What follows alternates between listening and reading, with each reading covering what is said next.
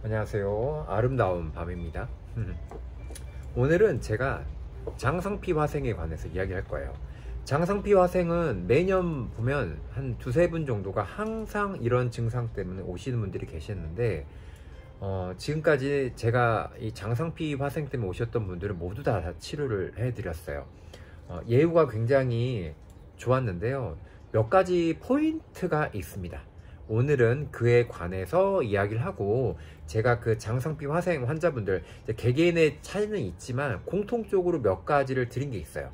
그거에 대한 설명을 잠깐 드릴게요. 장상피 화생 같은 경우에는 이제 정의를 보면 위 점막 자체가 염증이 너무 자주 재발되고 이게 오랜 세월 쌓이게 되면서 소장이나 대장 같은 장 점막 상태로 변한다, 이렇게 써져 있는데 결국은 뭐냐면 염증 질환이에요. 그게 이제 위 점막으로 나타난 거고요. 보통 장상피 화생이 올 정도의 단계는요, 위축성 위염이라든지 위장질환, 어떤 위와 관련된 불편한 소화질환이 굉장히 오래되신 분들이고, 그 장상피 화생, 염증으로 인해서 점막이 변형이 되고 이제 마지막 단계 위암으로 가기 전 단계를 말해요. 근데 결론부터 말씀드리면, 이 장상피 화생 상태에 있으신 분들은 양방병원에서 접근하는 방식으로 가게 되면은 치료가 거의 안 됩니다. 그 이유는 뭐냐면 바로 저산증 때문에 그래요. 무슨 말이냐면 위산이 위액에서 나오잖아요. 근데 이 장상피 화생이 있으신 분들 특징은요, 위산이 많아서 문제가 생기는 게 아니에요.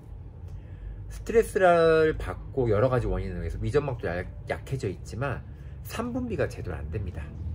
지금 제가 장상피 화생에서 설명을 하지만 이건 나중에 가면은 만성 소화질환, 그리고 시보라그죠, 소장세균 과다증후군, 이런 모든 소장 대장 증후군하고 전부 다 연결되거든요. 그래서 지금 이게 나와 관련된 게 조금이라도 있다 하시면은 이거 들으신 분들은 좀 귀를 쫑긋하고 들으시는 게 좋아요. 저산증은 말 그대로 산분비가 제대로 안 되는 사람들이에요. 위산은 아시다시피 고기 같은 걸 다져준 역할을 해주잖아요. 그리고 음식으로 들어왔던 세균이나 진균 같은 나쁜 균들을 1차적으로 다 죽여주면서 걸러서 내려가면 그 다음에 췌장이라든지 담즙 같은 소화액을 만나면서 잘게 분해가 된단 말이에요. 근데 이 위장 자체에서 이미 산분비가 제대로 안 되기 때문에 계속 이 세포 자체 어떤 음식에서 들어있던 세균에 의한 감염도 자꾸 일어나게 되고 음식물 분해도 자꾸 안 되고, 그렇게 인해서 위 점막 자체가 굉장히 불안정하게 변화된다, 이런 식으로 생각하시면 돼요. 그러면 이 장상피 화생 환자분들이 저산증이 가장 큰 문제라고 했으니까 이 저산증을 푸는 방법이 중요하겠죠. 그래서 보통 제가 두 가지를 섞어서 먼저 드리는 게 있는데, 그게 뭐냐면 유기산을 드려요. 말 그대로 시큼한 음식들 같은 거 있죠. 식초, 레몬 이런 거, 음식은 이런 것도 드시는 게 좋고, 아예 그런 제품을 이런 식으로 장상피 화생이나 저산증이 있는 분들에게 먹게끔 나오는 게 있어요. 예를 들면 뭐 이런 식으로 유기산이 듬뿍 들어간 것들이 있거든요. 이런 제품에다가 제가 꼭 드리는 게, 이건 뭐냐면 소금이에요. 근데 일반 소금과 다르게 약용 소금 이렇게 부르거든요. 일반 주경과 다르게 약국가에 있는 약용 소금 같은 경우에는요, 회사마다 좀 다른데 아사이벨이나 아루니아 같은 거, 이런 식으로 해서 천연 항산화제가 같이 버물러져 있는 소금으로 많이 출시가 돼요. 근데 이런 소금의 특징이 뭐냐면, 우리가 보통 일반적인 죽염이나 소금은요, 산화제로서 기능을 해요. 무슨 말이냐면 우리 항산화제 먹잖아요. 세포를 보호한다든지 점막을 보호하기 위해서. 근데 일반 소금은 이 항산화 기능이 좀 떨어져요.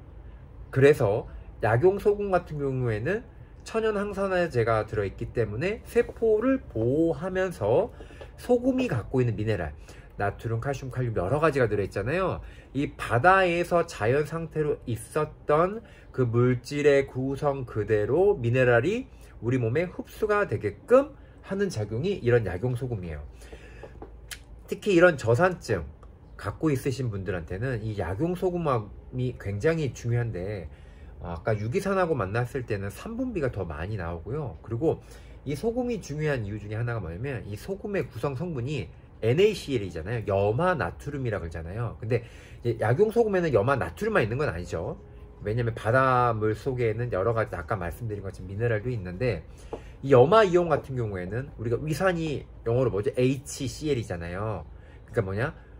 염화수소잖아요. 그때 염소가 이 염산을 만들 때 되게 중요한 원료가 되는데, 바로 어디서 이거를 얻게 되냐면 소금에서 얻어요. 그래서 저산증 환자분들 같은 경우에는 이 염소 공급을 어떻게 잘하냐가 포인트인데, 그게 바로 이런 약용 소금을 통해서 얻을 수가 있다는 거예요. 그리고 소금에 대한 편견이 좀 있어서 제가 좀 더 첨언을 해드리면, 소금을 먹었을 때 문제가 되는 분들은 극단적인 신부전 환자라든지 아주 말 그대로 대사질환이 오래되면서 신장 기능이 거의 망가질 정도에 있으신 분들 중에는 굉장히 나트륨이든 칼륨 같은 농도를 굉장히 조절을 잘해야 돼요. 그래서 이런 분들은 당연히 주치의가 있을 거고, 그런 분들에 한해서만 약간 조심하셔야 되는데, 그 외에는 이 소금에 대한 편견이 좀 많은데요. 특히 이렇게 저산증이나 만성 소화불량이 있으신 분들 특징은요, 소금을 너무 안 먹어서 문제가 돼요. 실제로 예를 들면 제가 이런 경우는 좀 많이 있는데, 2, 3년 전에도 오셨던 60대 아주머니가 소화가 굉장히 안 된다고 하시는데, 이렇게 먼저 얘기를 하시는 거예요. 자기는 혈압도 있기 때문에 소금을 끊었다. 그래서 음식을 모두 싱겁게 먹는다. 근데 제가 그때 딱 한마디만 했어요. 소금 드세요 그랬어요. 약용 소금 드시라고. 그랬더니 아니 내가 혈압도 있어서 다 끊었는데 왜 소금을 먹으라 하냐, 이렇게 좀 약간 공격적으로 얘기하시더라고요. 그래서 제가 소금 먹고 이야기합시다 이렇게 말씀드렸거든요. 그런데 그분이 그 약용 소금을 사가시고 한 10일 정도 지나 오셔갖고 하시는 말이, 처음으로 소화가 된다고 느꼈다, 이렇게 이야기하시는 거예요. 자, 이런 사례가 굉장히 많아요. 저는 상담을 하다 보면은 이렇게 극단적으로 이제 잘못된 지식으로 행하시는 분들이 많으신데, 그 중에 하나가 이런 거고, 일반 소금 아니에요. 죽염 같은 거 생각하시면 안 되고, 그리고 이런 이제 약용 소금은 특히나 이렇게 저산증이 있으신 분들, 장상피 화생 환자분들한테 반드시 필수라고 생각하시면 되고, 아까 말한 것처럼 위산 분비를 촉진하게 도와주는 작용을 하고, 그리고 이 소금 자체가 미네랄 덩어리이기 때문에 우리 몸의 혈액의 영양분으로서 공급을 해주는 역할을 해요. 그래서 지금은 장상피 화생 포인트로 갔지만, 이게 아까 말씀한 시보라든지 만성 소화 어떤 불량 이런 환자분들로도 계속 연결될 걸 하는데, 또 약간 첨언을 하면 만성 소화 불량 있으신 분들은 그냥 무조건 약용 소금 드시는 게 또 좋아요. 이게 꼭 장상피 화생 상태 이게 아니더라도. 왜냐면 보통 그런 분들이 말라 있는 경우가 많거든요. 어르신들 되게 빼빼 마르고, 또는 겉은 이제 통통해 보여도 안에 영양분 하나도 없는 부분들, 이런 분들이 소화장애 있으실 때는 이런 소금 먹게 되면은 굉장히 소화가 잘 된다 그래요. 특히 이제 저 같은 경우는 구별할 줄 알지만, 구별 안 됐을 때는 되게 마르신 분들, 이런 분들이고, 참고로 또 하나 더 말씀드리면, 소금 먹고 붓는다는 분들 계시거든요. 그거는요, 비유를 해드리면, 우리가 마른 논바닥에다 물을 부으면 어떻게 되죠? 물이 바로 흡수가 안 되잖아요. 그 시간이 어느 정도 지나게 되면 땅바닥이 촉촉해지면서 그때 흡수가 되죠. 세포도 마찬가지예요. 몸에 영양분이 없던 분들이 소금 같은 게 되면 삼투압 현상 때문에 이 세포 사이에 자꾸 이렇게 정체돼 있거든요. 이런 분들은 용량을 조절해서 먹고 적응시키다 보면 그런 현상이 많이 줄어요. 그리고 두 번째는 더 빨리 촉진하려면 림프순환제 같은 걸 같이 용량 조절해서 먹게 되면은 세포 사이로 빨리빨리 넣어주기 때문에 그런 현상이 또 줄어요. 그러니까 우리가 이런 걸 먹었을 때 나타나는 반응을 통해서도 이분이 어떤 몸의 단계에 있는지 또 바로 알 수가 있는 거죠. 그리고 이제 제가 이제 저산증 관련해서 유기산하고 소금 말씀드렸는데, 소금은 사실 할 말이 많아 좀 이렇게 더 첨언을 해드린 거고요. 제가 그 다음에 드리는 게 위 점막을 복구해주는 성분을 줘요. 자, 이런 제품을 되게 많이 드렸는데, 이거는 에노예요. 에노라는 걸 많이 말씀드렸는데, 점막 질환에 있을 때 이 에노가, 이 논문을 찾아보면 뭐가 있냐면, 점막이 불안정해서 문제가 되신 분들 특징은요, 이 에노가 나쁜 에노란 게 좀 있거든요. 에노가 종류가 있어요. E에노, I에노, 뭐 C에노 이렇게 있는데, 각각 몇 가지 종류가 있는데, 그때 I에노 이런 거 같은 경우에는요, 염증을 유발하는 물질로 이렇게 작용을 해요. 예를 들면 비염 같은 경우는 코 점막 문제잖아요. 그래서 비염 환자들을 보면 코 점막의 INO 수치가 굉장히 높아요.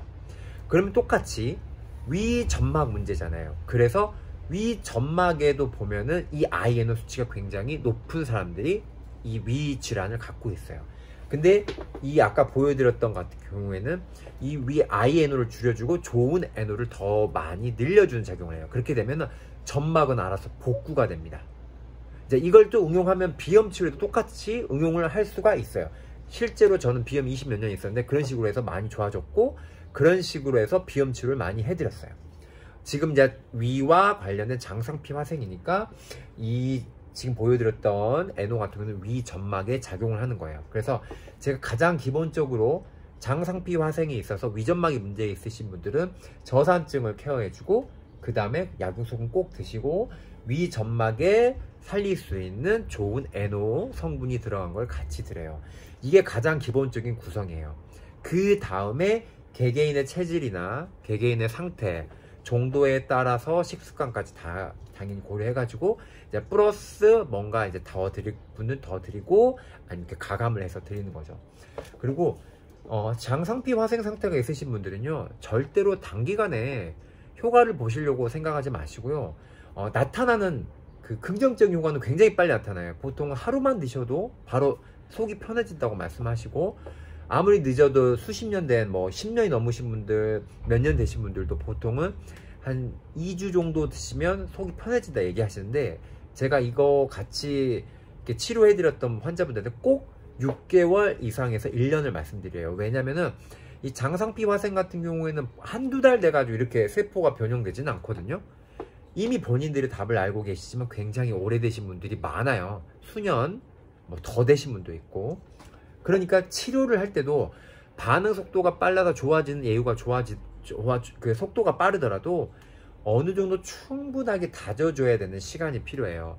그래서 만성질환 환자분들을 꼭 상담할 때는 최소 6개월부터 말씀드리는 게 이런 포인트가 있어요.